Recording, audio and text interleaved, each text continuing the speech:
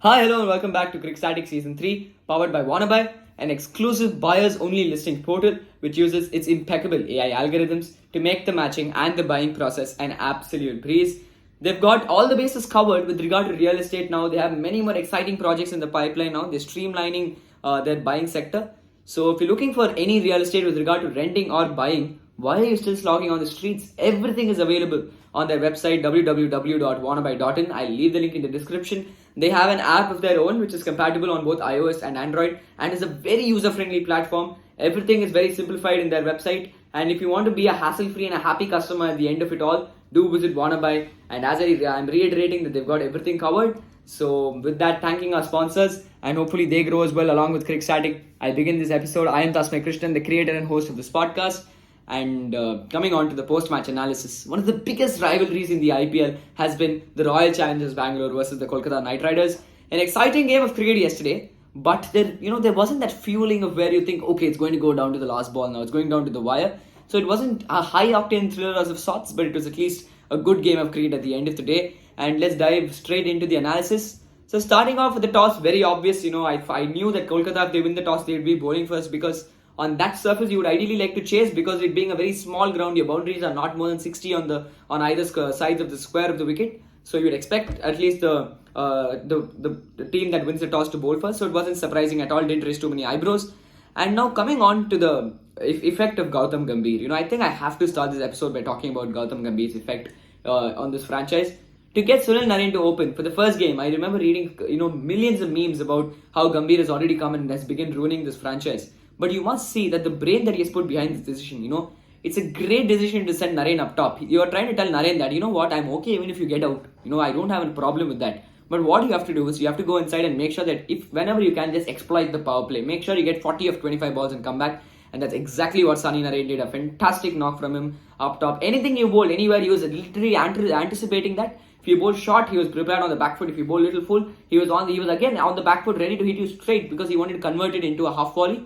So you can see that Sunil Narine has been working a lot on his batting, right? He's someone who I rate very highly with the ball as a bat. With the bat, I've always seen him as a pinch hitter as of sorts. So, to see him come out and do what he did was fantastic to see, If he's going to continue to do this for KKR, then KKR have struck absolute gold because to get those 40 runs from Sunil Narine and Phil Salt amassing another 20 or 30 in the power play, you're looking at around 60 in the power play, and even if Narine fails, let's not forget Phil Salt's knock will go unnoticed, but that was a very good 30-odd runs that he scored there.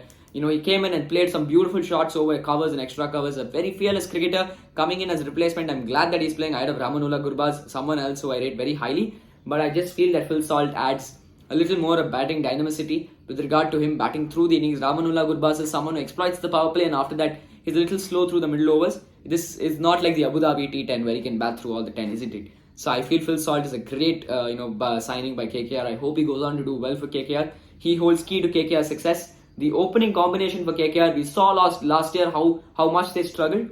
But this year it's nice to see that they found some amount of stability. Even if Narine fails, give him a long rope. Let's not immediately try and cut the rope off by saying, he's not making runs. He's not made runs for the last 3 games. The one game that he makes runs, you're guaranteed a win. And the one game he doesn't, Phil Salt is going to step up. And Venkatesh Iyer being a designated opener when he came on early, I felt batting him at 3 also was a very good decision because thing about Venkatesh Iyer that he adapts to the situation wonderfully, didn't he? And we saw that yesterday, a phenomenal 50 from him. I felt Venki Iyer coming into form or coming back to form as sorts, you can say. It's great for KKR again because the way he uses feet against the spinner, I think it was Mayank Dagar who was constantly bowling a little wide to Venki Iyer. He tried to make him go outside the off stump and hit him. Or he tried, because Venki Iyer is not someone, earlier on if you see Venkatesh Iyer will not use his feet too much. If he'll just try and stay where he is and try to go for the big shot over mid wicket. But now there's a lot of improvement. He's trying to step down constantly. He's shimming down the track to make sure he's able to judge the line properly and gets that earlier stride forward to be able to amass the ball into the stands. And another thing about Venki Iyer that I liked yesterday was when Mayank Dagar bowled 2 wide outside off stump. I think it was his first over when he came on, I think after the wicket.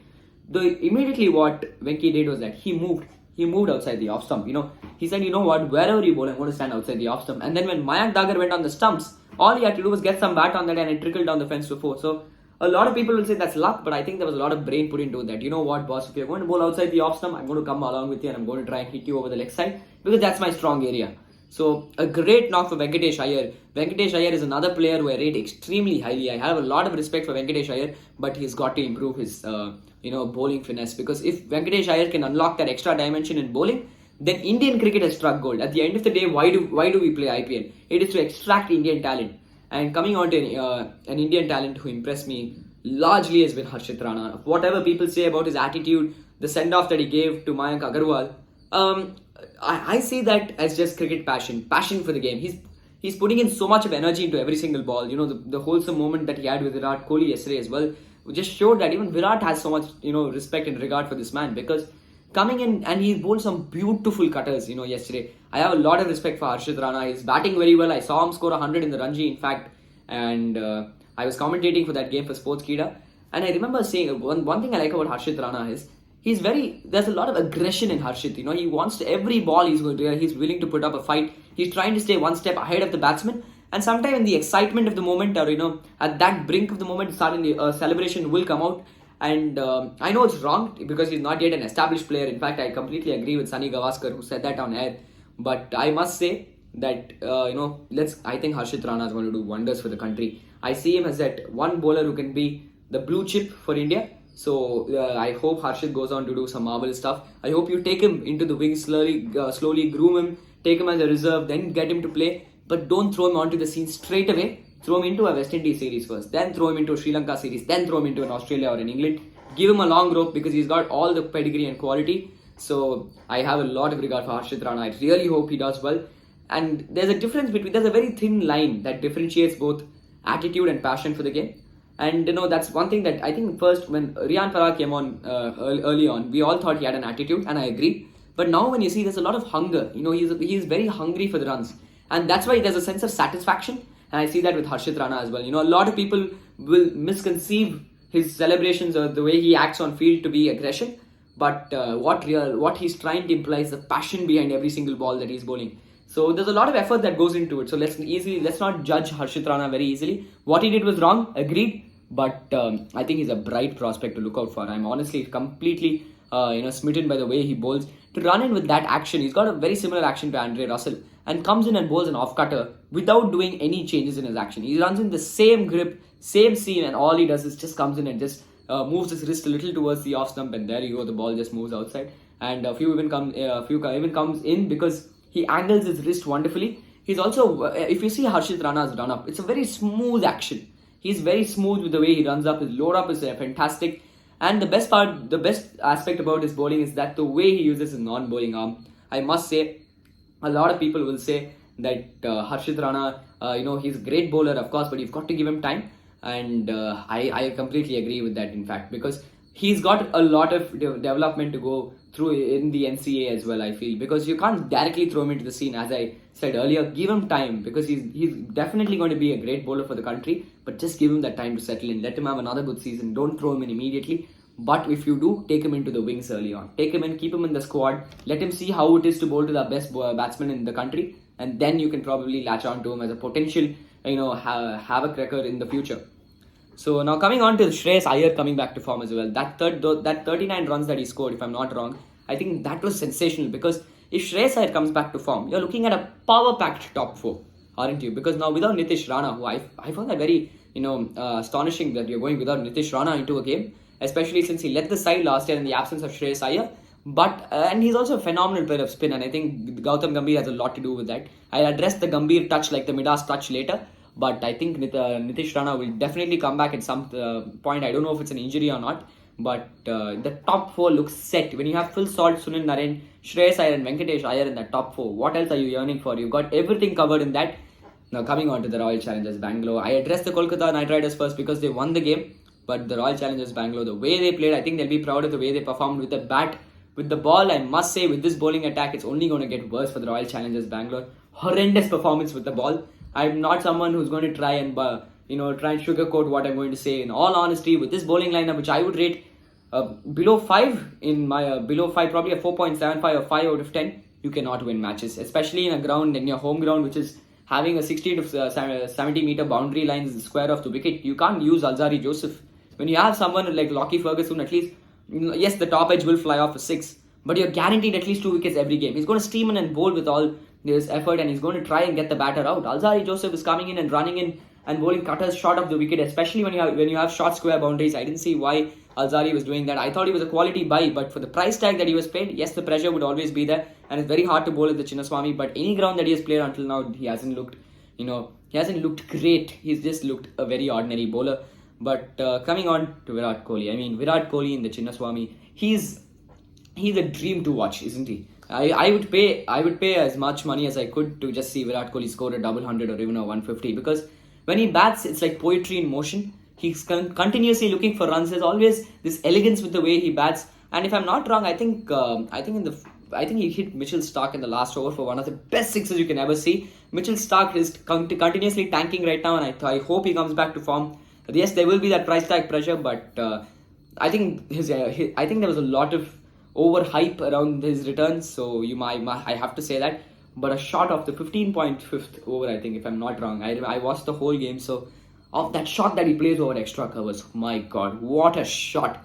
That shows that this man is there. He's ready. He's your guy who should be traveling to USA for the World Cup after Rohit Sharma in that team. He's the first name that should be written. I've already spoken enough of Virat. What an innings! 83 on that surface, fantastic. Not the usual Chinnaswamy surface, I must say. Usually you would expect the ball to come on to the bat from ball one, as I said in one of my earlier episodes. But this is just getting a little slower and slower as the tournament progresses, like any other pitch. But you would expect Chinnaswamy's pitch to deteriorate largely after the first half of or at least towards the latter stages of the tournament.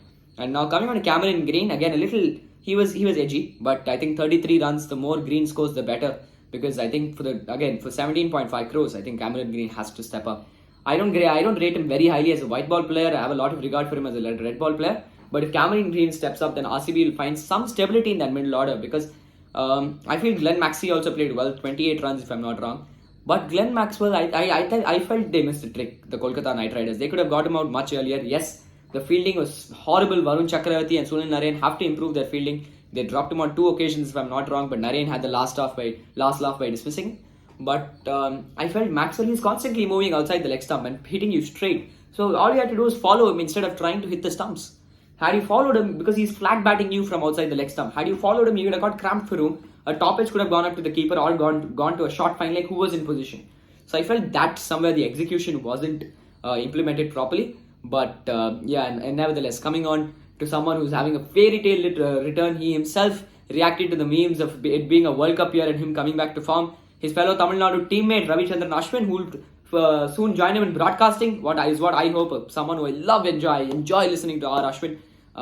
Both of them are coming back to some sensational form. They're in booming form. They're once again saying, you know what, if you're looking for experience in this T20 World Cup, we have come to a few. We know how it feels like, so we know we can contribute to the teams, select us for the World Cup. You can see Dinesh Karthik again, 20 of 8 balls. A very crucial cameo. Might go unnoticed, but without those 20 runs, this game would have been done and dusted. And net run rate plays a very crucial role towards the end of the tournament. A very imperative factor in the IPL. It basically scripts the narrative of the tournament towards the second half. We've seen how many times a team has got ruled out of the top 4 just by their net run rate, so you never know. And I felt RCB lost only because of their bowling. Giving Siraj 3 overs, giving 46 for Siraj is unacceptable. Siraj has got to be on the money from every game. We are over-reliant on Mohammad Siraj. I think that's the problem. Not playing Karan Sharma, questionable again. But I think the way Vijay Kumar Vaishak bowled, I must say, it was fantastic. 4 overs, 23 for 1, if I'm not wrong. He bowls the short ball beautifully. He didn't bowl the off cutter to bowl the short ball. A lot of people nowadays, a lot of bowlers, especially the pacers, they run in with the short ball. They try to take pace off to try and draw the shot. But here, Harshit Rana and Vijay Kumar Vaishak, they run in and steam in with a normal shot delivery and it goes straight to the fielder. So it was nice to see that there are still bowlers who are still using the length ahead of variations. And in the long run, you never know. I see Vijay Kumar Vaishak playing for the country. And I say this because I saw him in the Ranji as well. He's got some steam, really. He's fantastic to watch, Vijay Kumar Vaishak. And another thing about Vaishak is that he's got the cutters, but he's more reliant on his pace and he's more reliant on being more deceptive with regard to his angle of delivery. If you see a few, he pushes in and a few, he just lets it go. So the ball pitches it, deviates away from the batter. And this is just a small observation that I had made when I had seen him bowl. He goes a little wide of the crease to angle it inwards. So that can be a hint for the batsman. But I like what I've seen, the little I've seen of Vijay Kumar Vaishak. I want to see him play all the games. And Yash Dayal is bowling beautifully despite being dispatched for n number of sixes by Sunil Narine. So I think he also holds key to that bowling lineup, because with this bowling lineup here, there's a lot of pressure on the bowlers. I think the bowlers themselves know that, I'm pretty sure Yash Dayal would have been thinking once he got selected by RCB and looking at that squad saying, I'm going to be one of the main bowlers in this lineup? Really? Because from having DL State and Mitchell Stark, and then you got Mohammad Siraj into the mix, to now having Mohammad Siraj, Yash Dayal and Vijay Kumar Vaishak leading your lineup, he doesn't, and bowling lineup, and Alzari Joseph. Your bowling contingent doesn't look very strong. It doesn't look formidable enough to contend against a side like Mumbai Indians or even the Chennai Super Kings. So I hope there's some rectification made or someone steps up throughout the tournament for the Royal Challengers Bangalore. But we witnessed one heck of a game yesterday. I'm looking forward to more such riveting episodes. Post-match analysis and pre-match analysis will be coming up. Thank you so much for tuning in to Crick Static Season 3 powered by WANNABUY, the world's first 360 degrees exclusive buyers only listing portal. I'm Tasmai Krishnan, the creator and host of this podcast. Thank you so much for tuning in to this episode. Enjoy more such riveting content by subscribing. Thank you. Have a delightful day.